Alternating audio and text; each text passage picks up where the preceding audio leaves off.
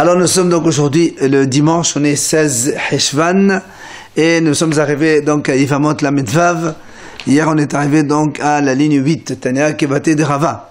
Ligne 8, Tania Kebate de Rava. Donc la Braïta, elle est comme Rava qui a donné la réponse hier pour donc appuyer en fait. C'est une Braïta qui appuie la réponse de Rava.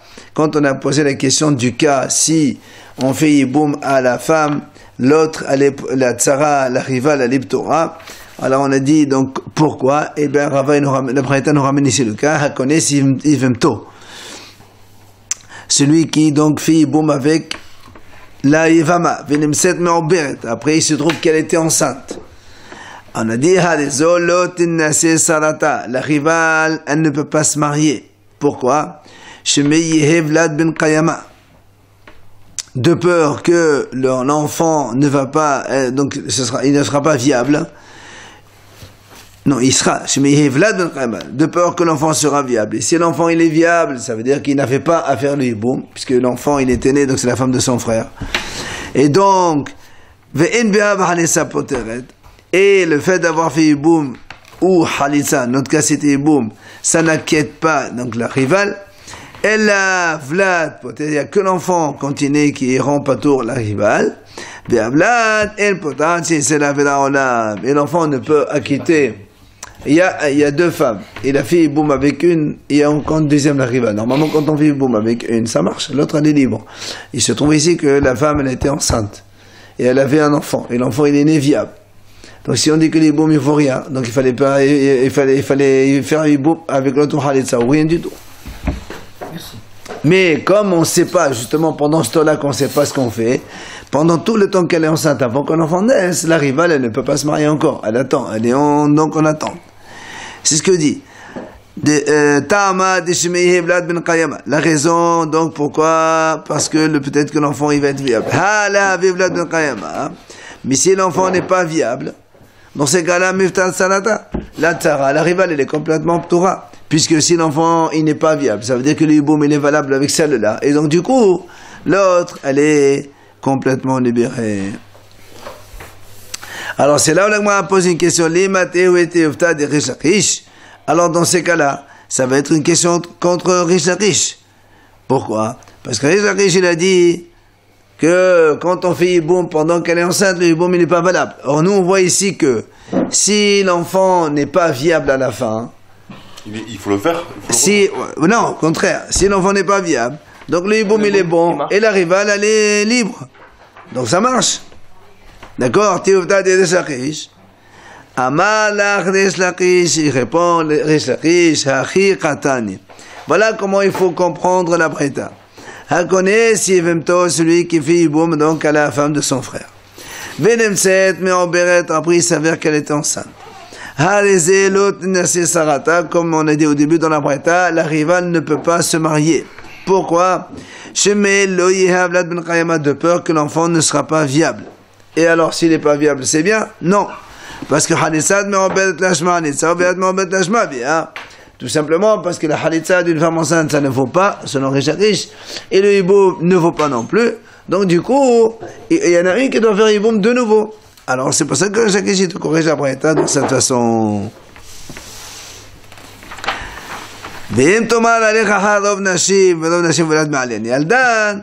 Maintenant si tu me dis pourquoi on ne va pas selon la majorité des femmes, et la majorité des femmes quand elles accouchent elles ont des enfants normaux et viables, alors il te dit malgré tout Vladim poter hachi, c'est la Vela.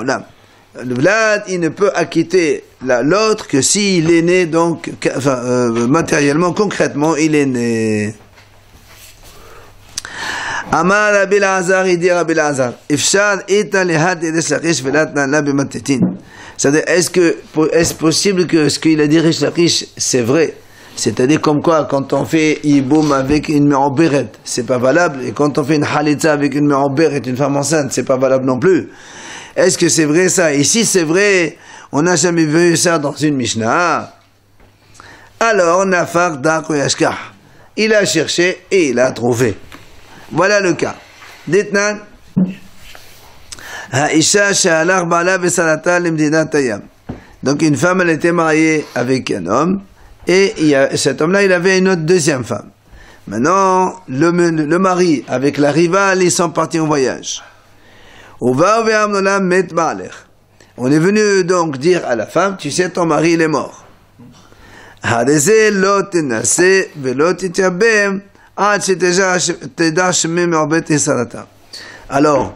la Mishnah dit comme ça. Cette femme-là, à qui on a annoncé que son mari est mort, comme il n'y a pas d'enfant ni d'elle ni de la rivale, en principe, on aurait pu dire, bon, elle peut faire hiboum. Alors on dit non. Elle ne peut pas se marier ni faire hiboum jusqu'à ce qu'elle soit sûre,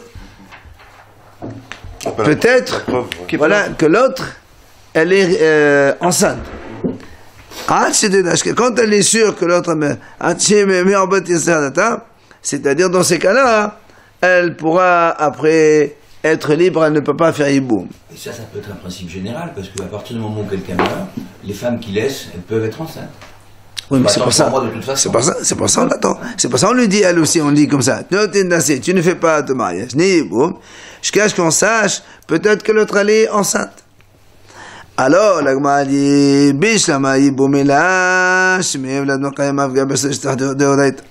quand on m'a dit, elle n'a pas de droit de faire hiboum, cette femme ici, je comprends pourquoi, parce que peut-être que si la femme elle est enceinte là-bas, la rivale, et elle aura un enfant viable, et alors, si elle fait comme un hiboum, c'est assourd.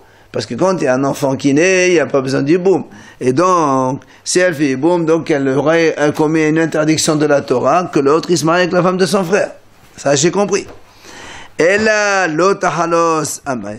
Mais pourquoi tu dis, elle ne peut pas faire halitza? Bishlama, je comprends, tahalos betor tisha tenase betor tisha lahainu safer. Tu me dis, très bien, peut-être qu'elle fait une halitza dans les 9 mois, en attendant que l'autre elle accouche et on sache qu'est-ce que ça va devenir.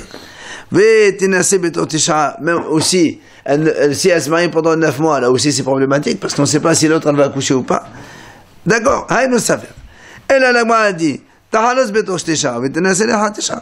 on ne lui donne pas une solution?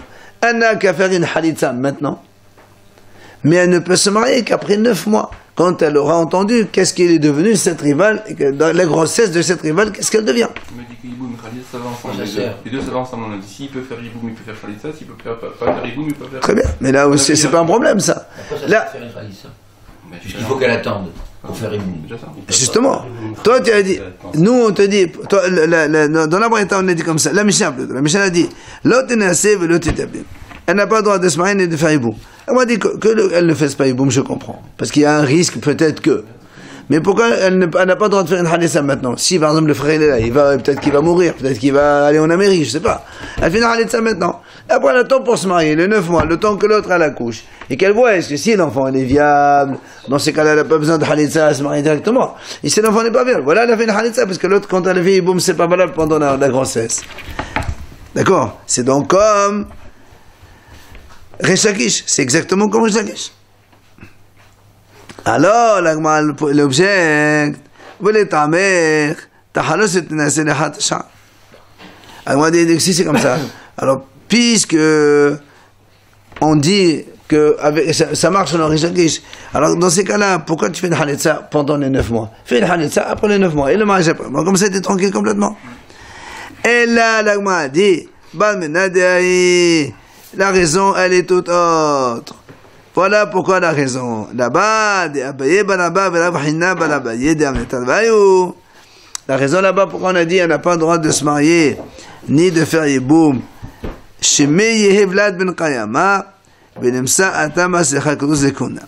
La Gemara a dit là-bas il y a une raison valable. Pourquoi elle ne peut pas faire halitza pendant les 9 mois? Parce que si elle fait la halitza pendant les 9 mois, imaginons que l'autre finalement elle accouche un enfant vrai, et qui est viable. Donc l'autre femme, elle a accouché un enfant viable.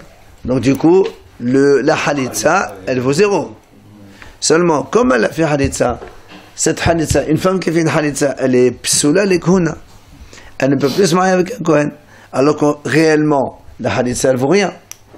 Alors c'est pour ça qu'elle dit, alors il faudrait que maintenant, après qu'elle a fait la halitza, il faut qu'on aille au Bedin, publier, Attention, la Khalitsa qu'elle a fait de sa femme, c'est une Khalitsa non valable, donc elle n'est pas considérée comme Khalitsa, et elle peut se marier avec un Kohen. La Gemara dit, quel est ton problème? Eh bien alors, vas-y, fais une publication. La Gemara dit non. Dilma ika inish d'avi b'Khalitsa, vela avi b'Akhnaza, ve'atil mamakash halusa les Kohen. La Gemara dit non, parce qu'il est possible qu'un homme, il ait été présent quand elle a fait une Khalitsa. Il était là-bas, il a vu qu'elle était Khalitsa. Après, il est parti en voyage. Et après, il revient, il voit qu'elle est mariée avec Kohen, il dit comment? Maintenant, la Khalitsa, elle peut se marier avec Kohen, il ne peut pas savoir ce qui s'est passé après. Donc, pour relever, donc, ces problèmes de doute, alors, on ne fait pas du tout. C'est pas contre Khalitsa. Donc, c'est pour ça qu'on n'a pas le droit de faire même une Khalitsa pendant les 9 mois. Et la Khaza, elle ne règle pas ce problème? Là, si on fait un Khaza, c'est pour régler ce problème? Et justement, la Khaza, elle n'est pas valable parce qu'il peut y avoir des gens qui sont présents pendant un moment de la Khaza et ne sont pas présents pendant l'autre moment de la Khaza. C'est toute la crainte. Amal et Abaye, il vient Abaye, il objecte. Il est dit quoi? Midé le tahalos velo titabim katani, lo tenase velo titabim katani. Belo halitza, avale halitza, chenami de sharia. Il dit comme ça, il dit qu'est-ce que, il y a marqué ici, est-ce qu'il y a marqué ici, lo tahalos velo titabim. C'est marqué le tenase velo titabim. Elle n'a pas le droit de se marier, ni elle n'a pas le droit de faire yiboum. Ça veut dire quoi? Elle n'a pas le droit de faire ça. Mais si elle fait une Khalitsa, bien sûr qu'elle est permise. Donc la preuve que tu m'as amenée, c'est pas une preuve. Malgré tout, Tania Kevate de Rish Lakish, il y a une braïta qui est comme Rish Lakish, que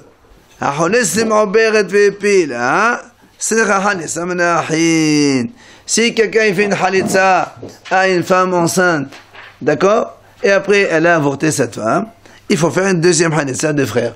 C'est-à-dire, on appuie ce qu'il a dit Rish Lakish. Rish Lakish, il a dit, quand on fait une Khalitsa à une femme enceinte ou un hiboum à une femme enceinte, ce n'est pas valable. Et la Breta, elle appuie ce qu'il vient de dire. Amar Rava, il vient Rava, il dit, Helcheta kebate de Rish Lakish behanetlat. La halakha, elle est comme Rish Lakish dans ces trois situations, dans ces trois, donc, enseignements. Lesquels les trois? Hada, had et amran. Ça, le premier, c'est ce qu'on vient de dire maintenant. Donc, quand on fait une Khalitsa à une femme enceinte, la Khalitsa n'est pas valable. Ça, c'est un. Deux, Iddar, la deuxième situation dans laquelle elle a comme Rish Lakish d'Itnan, comme la Mishnah enseigne. Hamechalek nechasa ou alpiv.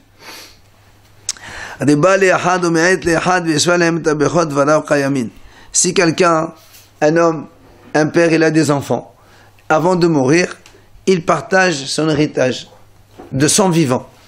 Il donne à celui-là plus, à celui-là donne moins. Le premier-né à qui il revient double, il lui donne par égal comme tout le monde. Dvala ou kayamin. Ce qu'il dit, c'est valable. Pourquoi? Parce que c'est de vivant, c'est pas un héritage. Quand on est vivant, on fait ce qu'on veut de son argent. D'accord? Maintenant, si maintenant, même de son vivant, il a dit, voilà, celui-là, il héritera ça, celui-là, il héritera. Il a employé le mot terme de hériter. Dans ces cas-là, tout ce qu'il dit, c'est zéro. Parce qu'il ne peut pas aller contre la Torah. La Torah, elle a dit, le Bechor, il hérite le double. Et tu ne peux pas faire de différence entre l'un et l'autre. Et ici, toi, tu dis, non, on hérite, on fait ce qu'on veut. Non, ça marche pas. Si tu donnes, voilà, je donne à celui-là cadeau, tu fais ce que tu veux. Mais hériter, tu ne peux pas aller à l'encontre de la Torah. Même si on laisse des écrits, c'est ça. Voilà. Katav, il a écrit maintenant. Ça, c'était banque verbale. Maintenant, Katav. Ben Batehila, Ben Basof, Ben Baemsa, Mishum Matana, Dvara Chayamin. Si il a fait un écrit, et il a employé le terme de donner, qu'il a employé le terme de donner à la fin, au début ou au milieu, la parole, elle est donc réalisée. C'est-à-dire, ce qu'il dit, c'est bon. Ça veut dire que, s'il a dit comme ça, je veux donner, il a marqué comme ça, donner tel truc en héritage à celui-là. Comme il a employé le terme de donner, c'est cadeau. Ou bien il dit, voilà, celui-là, il héritera tel terrain que je vais lui donner. Là aussi. Donc, il emploie le mot donner au début de la phrase, à la fin de la phrase, ou au milieu de la phrase. Le fait d'avoir employé le mot donné, c'est un cadeau, et de valeur quand même les paroles, elles sont... Mais s'il a 97 ans, qu'il a Villa David, on sait très bien que c'est pas... On parle pas de quelqu'un qui est dans la Villa David de 97 ans. Mais Amal et Shlachish... Donc c'est pareil, écrire ou pas écrire, c'est pareil. S'il emploie le terme donné, alors maintenant on va voir la mahlak justement, c'est pour ça on va donc dire la lachrekouch. Mais Amal et Shlachish... לעולם לא קנה עד שיאמר פלוני ופלוני ירשו שדה פלונית ופלונית שנתתם להם במתנה וירשום. Là-bas, il y a marqué une mahloket.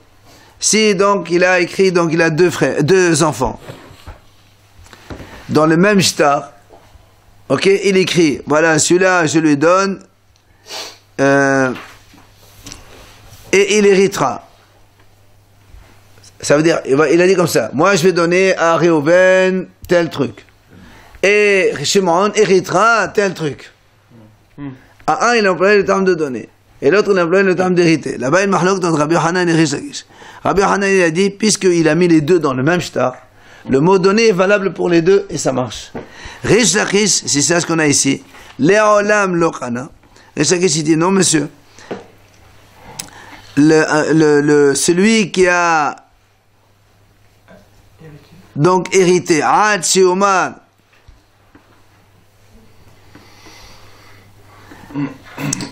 עד שיאמר פלוני ופלוני ירשו שדה פלונית ופלונית שנתתם להם במתנה וירשום. C'est-à-dire il est obligé d'employer le mot héritage pour les deux, pour qu'ils puissent avoir héritage. Parce que il dit donner, parce que שנתתם להם במתנה, d'accord. C'est-à-dire quand on emploie le terme de donner, il faut qu'il emploie le terme de donner pour les deux. Mais s'il dit donner pour un et hériter pour l'autre, ça ne marche pas pour les deux, comme il a dit Rabbi Hanan. Rabbi Hanan a dit, c'est dans le même contrat. On a marqué donner et hériter pour un et pour l'autre. Le mot donner, ça marche pour les deux. Alors que Rish Lakish, il dit non, monsieur. Il faut qu'il écrive donner pour l'un et pour l'autre. Et là, la chal est comme Rish Lakish aussi. D'accord? Donc, si on emploie donner et hériter dans le même shtar pour deux frères, selon Rabbi Hanan, ça marche pour les deux donner. Rish Lakish, il dit non, monsieur. Là, ça ne marche donner que quand il écrit pour les deux. Vidar. Troisième cas, il est là, la chale comme Rish Lakish. Dites-nous, la Mishnah dit comme ça. Hakotev kon nechasao livno le'achar moto. Si un père, il a un fils, il a un terrain. Il dit voilà, de son vivant, il dit comme ça. À partir d'aujourd'hui, je lègue mon terrain à mon fils après ma mort. Il a dit, à partir d'aujourd'hui, après ma mort. Dans ces cas-là, ha'av eno yachol limkor mipnei shenatana laben, ve'aben eno yachol limkor mipnei shebesut ha'av.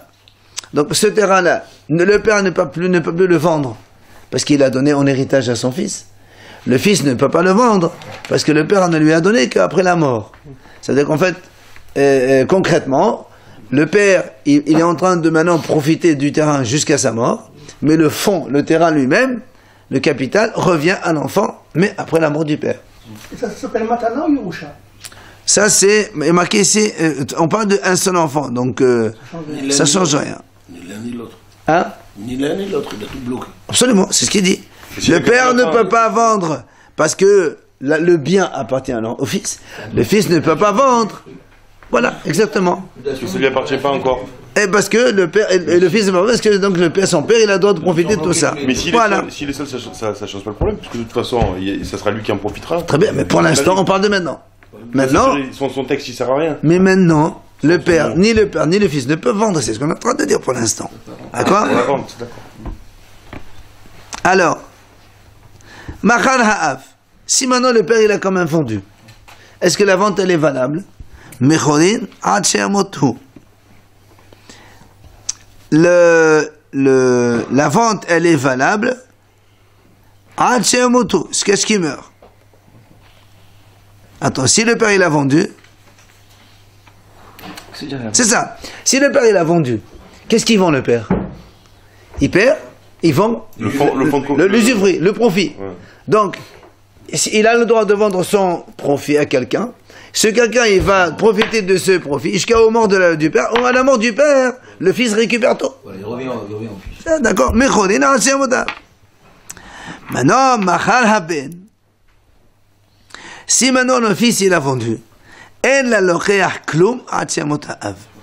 Là, le fils, s'il a vendu, ils vont quoi? Ils vont le terrain. Ben, l'acheteur, maintenant, il peut rien faire. Jusqu'à ce que le père meure, il récupère le terrain. Il attend comme le fils. Hein? Il attend comme il attend le fils. Voilà, c'est la même chose. Vite, voilà maintenant la Gemara dit là-bas. Machal haben behaye ha'av ou met haben behaye ha'av. Si maintenant, le fils, il a vendu. D'accord? Le fils a vendu le terrain. Nous, on a normalement, comme on a dit tout à l'heure, l'autre, il récupère ça après la mort du père. Seulement ici, le fils, il est mort avant le père. Le fils, il a vendu le fonds à quelqu'un. Mais il est mort avant le père. Donc du coup, qu'est-ce qui se passe ici? D'accord, le père est mort. Rabbi Yohanan, et non. Rabbi Yohanan ama lokana lokaya. Il n'a rien acquis. Puisque l'acheteur devait récupérer le fonds à la mort du père, mais là le père n'est pas mort. Donc c'est le père qui récupère de son fils. Richard dit non, monsieur. L'acheteur, il a acquis son terrain, c'est à lui. La raison pourquoi, la Gemara nous le donne tout de suite. Rabbi Yohanan dit l'acheteur n'a rien acquis. Pourquoi? Parce que lui il pense quand on a les fruits, c'est comme on a le fond. Or, si l'enfant il est mort, le père, il a les fruits. Or, s'il a les fruits, il a aussi le terrain, vu que le terrain maintenant n'appartient plus à personne. Ça, c'est l'avis de Rabbi Yohanan. C'est pour ça que l'acheteur n'a rien acquis. Reza qui se dit non. Reza dit non, le l'acheteur, il a acquis son bien. Pourquoi? Parce que Kenyan Perot, le fait que le Hav, le père, il jouissait des fruits donc, ça s'appelle pas comme si qu'il avait le terrain.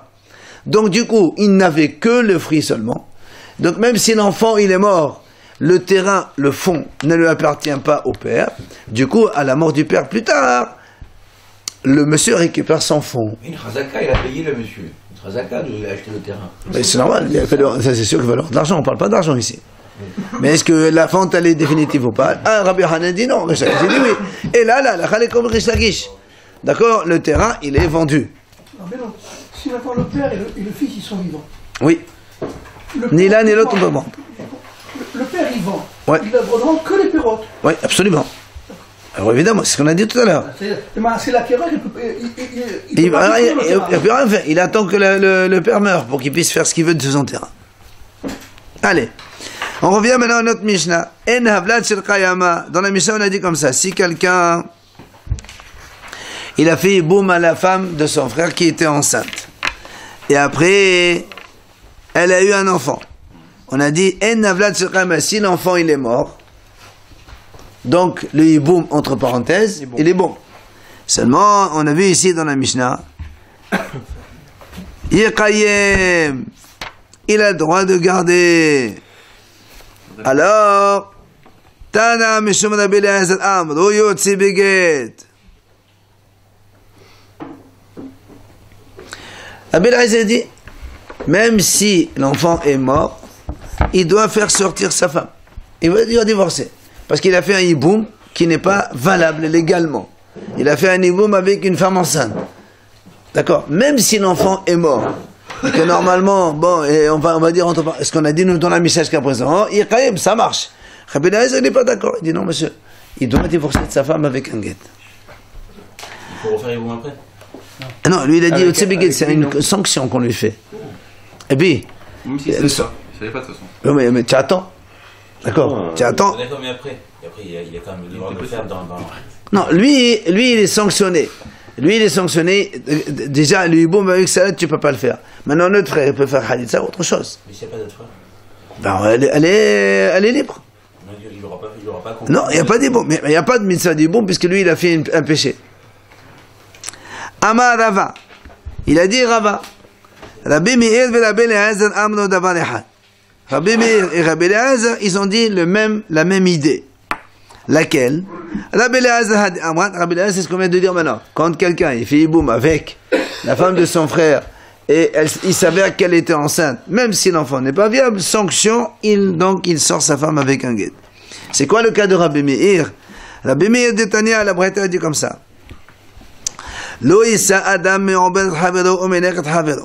Un homme n'a pas le droit d'épouser la femme d'un autre homme. On ne parle pas du hiboum ici, on parle de cas normal. Une femme qui, soit son mari l'a divorcé ou il est mort, et elle était donc elle était enceinte, ou bien meneket, elle avait un enfant donc en bas âge, un mois ou deux. On n'a pas le droit d'épouser cette femme-là. Alors, quand elle est me'oberet, ça va de soi. Meneket aussi, Hachamim disent, quand une femme elle allait, à l'époque, on allaitait l'enfant jusqu'à 24 mois. Pendant 24 mois, la femme n'a pas le droit de se marier. Donc, parce qu'il faut que le bébé puisse, voilà, donc profiter de sa mère, voilà, exactement. Le bébé n'a pas de lait, il meurt. Très bien. Maintenant, ve'im nasa, si maintenant un monsieur il s'est marié avec une femme enceinte ou une femme qui allait, Rabbi Meir dit, yotze velo yahazir olamit, il est obligé de divorcer de sa femme et il ne peut jamais la récupérer. Par contre, Hachamim omrim, yotze, Hachamim disent non, il l'a fait sortir maintenant. Et quand il attend la fin, soit quand elle est enceinte, elle accouche, ou quand elle a allaité, il attend 24 mois, il la récupère. Voilà donc un petit peu la même idée, quoi, que Rabbi Hachamim, eux, ils sont tolérants, ils disent, tu la sors maintenant, tu la récupères après. Alors Rabbi Meir, il dit, non, monsieur Yotzi, tu la sors et tu peux plus jamais la récupérer. Mais il est obligé de faire une khalit, ça. Qui? On parle pas non, ici dans la Bretagne, on parle pas du hiboum, ici. On parle d'une femme normale, femme d'un autre homme. Je comprends pas pourquoi une femme qui est enceinte, il pourrait pas se marier avec elle. Ça veut dire, quand tout le monde sait qu'elle est enceinte. Ouais. C'est quoi? Pour l'allaitement, je comprends, mais pour ça, je comprends pas. Comment on pourrait interdire?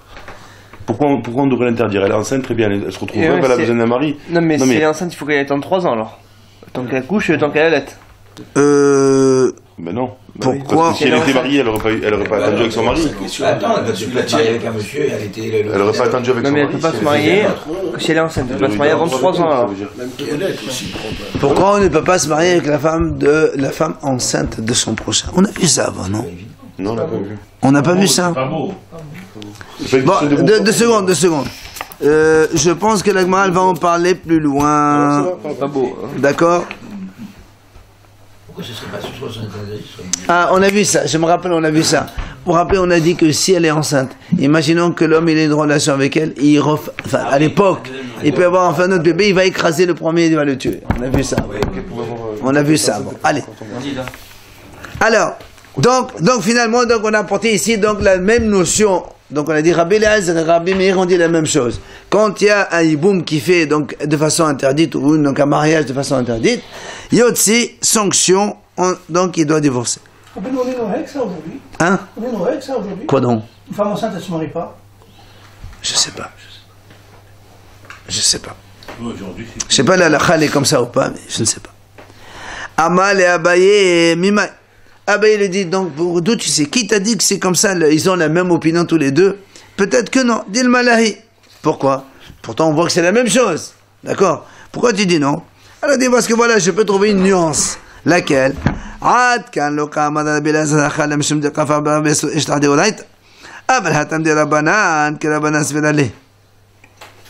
Gemara dit, toi tu as dit que c'est la même idée. Moi je te dis que c'est pas vrai.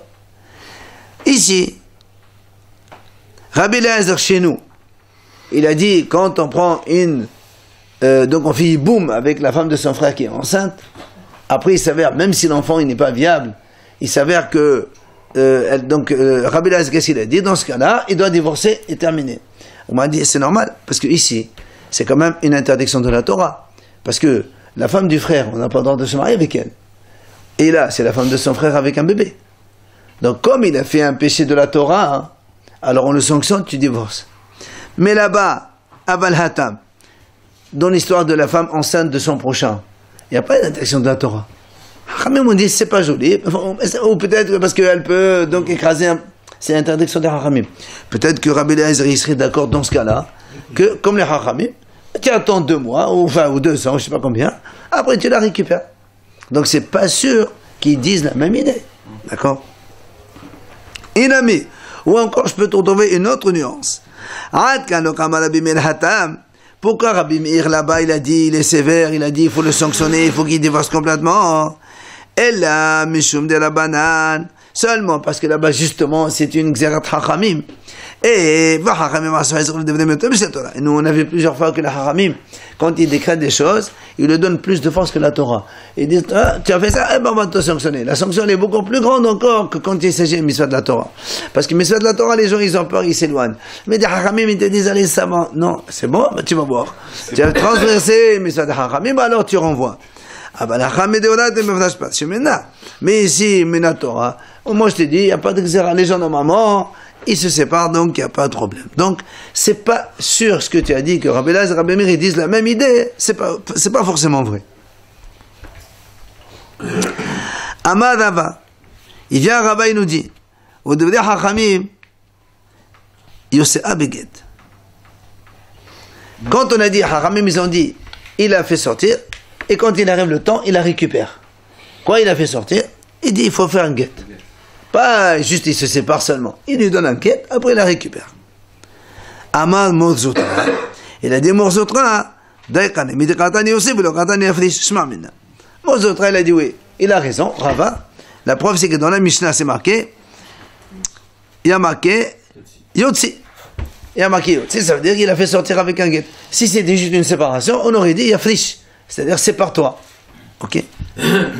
Alors sur ça, vient Amal et Rabbashi de Rabbashi Abaded avait dit, Rabbashi vient poser une question.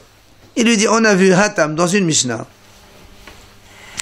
Rabban Shimon Gamliel Omer, Kol Shishaha Ba'adam Shloshim Yom Eno Nefel.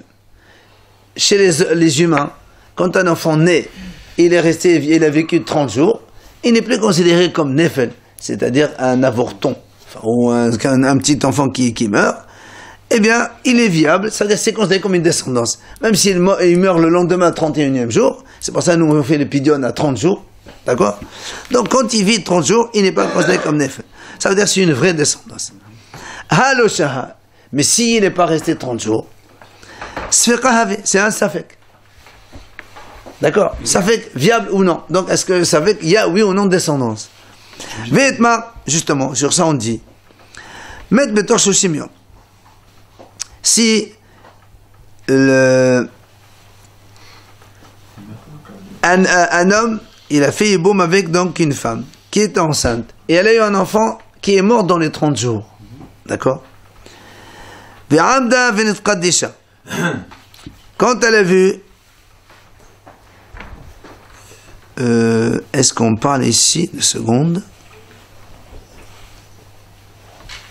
Voilà, elle.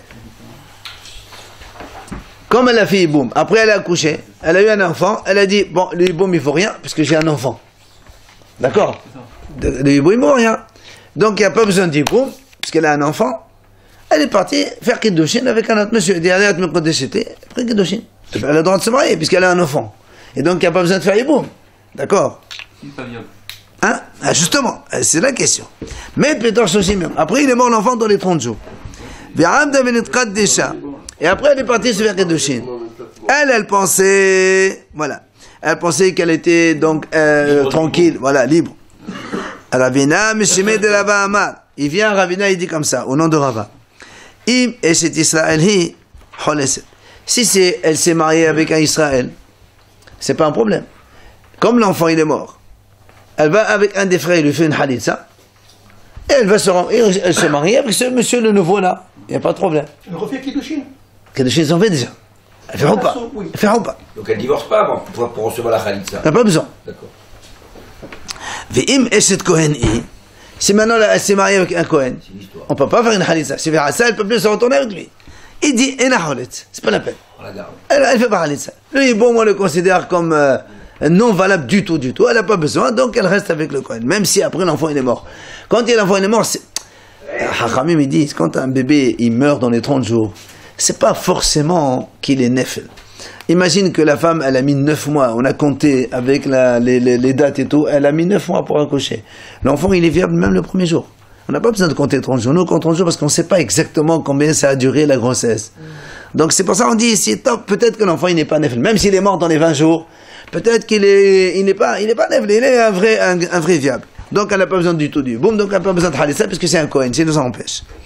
Ça c'est Ravina au nom de Rava. Alors Ravi, juste si l'enfant par exemple du président meurt par accident, pas par sa jeunesse, on ne sait pas s'il meurt à 20 jours par exemple, écrasé par quelque chose.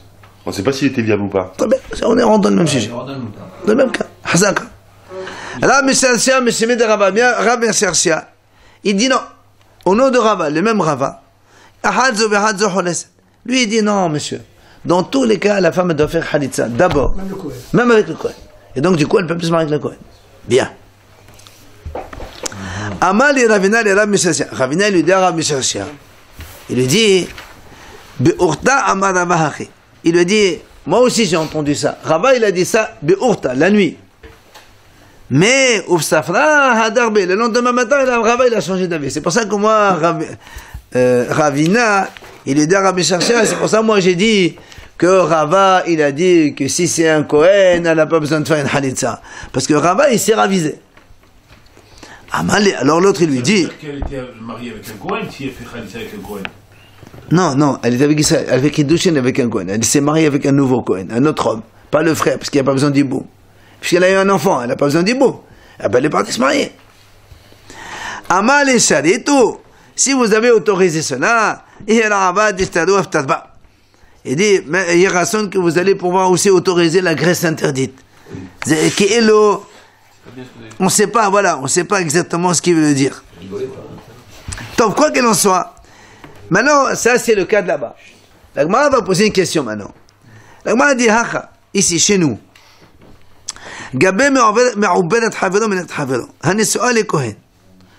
si cette fameuse, donc dans le cas pas de hiboum, on parle normal, une femme enceinte, donc son mari est mort ou il a divorcé, et on a dit là aussi, il y avait mahlok entre Rabbi Meir et les Hachamim, rappelez-vous. Rabbi Meir il a divorcé, le peuple l'a ramené. Hachamim ils disent non, tu la sors, et nous on a des béguettes, ok? Et après tu la récupères. Alors la Gemara a dit, maintenant si cette femme-là elle s'est mariée avec un Kohen, est-ce que les Hachamim ils ont fait une takana pour le Kohen ou pas? Est-ce qu'on va dire non, fais sortir avec un guet et c'est fichu pour toi le Kohen? Ou bien tu dis non, on dit comme c'est un Kohen, là-bas nous on a dit pour le Kohen on est nuançant, on fait, d'accord, là aussi on fait la même chose. Normalement il faut faire sortir la femme avec un guet, mais comme le mari le nouveau c'est un Kohen, on va pas lui dire fais un guet, sépare-toi d'elle, le temps, après tu la récupères, comme ça au moins tu peux te marier avec elle. Est-ce qu'on fait oui ou non ça? Amalé, il lui répond, comment tu peux comparer les deux cas? Quel rapport? Bishamahatam, là-bas, donc dans le cas du hiboum, des cas là-bas, de Rabban Shimon Gamliel. Là-bas, il y a les Hachamim qui ne sont pas d'accord avec Rabban Shimon Gamliel dans le cas de, ici, donc on a vu ce matin. Maintenant. Rabban Shimon Gamliel, lui, il a dit, c'est un safek qui doit la sortir. Hachamim ne sont pas d'accord avec lui. Des Amrel, Hachamim, ils disent, Af al-Gav de la Shaha, Vlad Ma'alehave. Gabesh Kohen Kemandel al-Sharaf, de Nakarabana. Donc, la Gemara dit comme ça. Puisque les Hachamim là-bas, ils sont halkim sur Rabban Shimon Gamliel. Quand Rabban Shimon a dit, si on a un safek, il la sort. Hachamim disent non, safek, il reste. Alors là aussi, comme c'est un Kohen, on a fait une, autorisation spéciale pour que le Kohen, donc, puisse la récupérer. Mais ici, dans notre cas de Me'ober et Havero, la Gemara dit que Manabit, comme qui on fait? Et que Rabbi Meir, Rabbi Meir l'a dit, il a divorcé, il ne peut jamais la récupérer. Et que la banane, Beget. Si c'est comme la Hachamim dit de Get. Alors comment tu dis, on fait la même chose? C'est pas du tout la même chose. Là-bas, on a sur qui s'appuyer pour autoriser, faire une tolérance à un Kohen pour qu'il puisse se remarier avec elle dans le hiboum. Mais ici, dans la femme normale, on peut pas faire ça. Pourquoi? Parce que aussi bien Rabbi Meir que les Hachamim, tous les deux disent il faut un Get. Donc on ne peut pas faire ce que tu as dit. Tu ne peux pas comparer les deux cas. La Gemara termine. Etma, Kedesha betor shlosha uvarach. Si un homme, il a fait Kedushin à une veuve ou divorcée, donc maintenant, il n'a pas attendu les 9 mois, tout ça. Betor shlosha hodashim, dans les 3 mois, pardon. Après uvarach, il s'est enfui. Alors la Gemara dit, ici, Pli geva la vaha velafram. Il y a une mahlok entre Ravaha et Rafram. Il a dit, on les fait ni douille. Parce que on a dit, on n'a pas le droit de déposer 3 mois. Il faut attendre. Non, on n'a pas le droit tu n'as pas le droit. La femme elle est coincée. Pourquoi? Voilà. Il s'est sauvé le type. Alors attends. Il a dit, il a dit, non, le fait qu'il s'est enfui, justement, ça prouve quoi? Ça prouve que lui, il a fait Kiddushin juste maintenant. Mais il attend les 3 mois pour revenir et faire la rouba. Donc il est ok. D'accord. Il dit, ce qu'il a fait, c'est pas bien, il faut donc Shmata. L'autre, il dit non. Il est haram celui-là, il a fait exprès de s'enfuir. Comme ça, voilà. Comme ça, il revient après 3 mois. Il peut l'avoir. S'il revient pas. Ça, après on verra d'ici là. Si on veut pas, elle est miskine à Ragoula. Si elle a pris Kiddushin, elle est partie comme ça. Alors, l'Agma dit, Hava Ovada. Il y avait une histoire comme ça. Rafram, il a opté pour le... Parce que nous, dans cette histoire-là, on a vu, il y a Mahlok entre Ravaha et Rafram. Un il a dit, et un il a dit. On ne sait pas qui a dit quoi. L'Agma nous ramène une histoire dans laquelle Rafram, il a dit, c'est lui qui a dit, le fait de s'être enfui, c'est parce qu'il a montré justement qu'il est intelligent, qu'il reviendra dans quelques jours pour faire donc le vrai mariage. Donc, c'est pas besoin d'être Meshamet Toto. Et donc, c'est Rabaha qui a dit, les Hayav Shmata. D'accord? Voilà.